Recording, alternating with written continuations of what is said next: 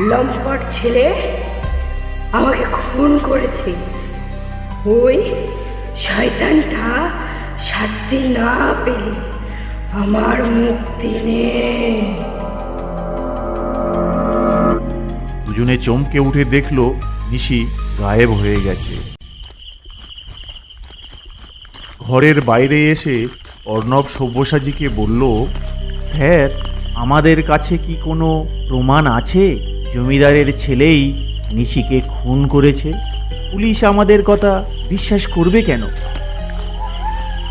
সব্যসাচী একটু চিন্তা করে বললেন, আছে অর্ণব, আছে, একটা প্রমাণ আছে। কি প্রমাণ স্যার? যে নিশির পোস্টমর্টম করেছিল সেই ডাক্তার।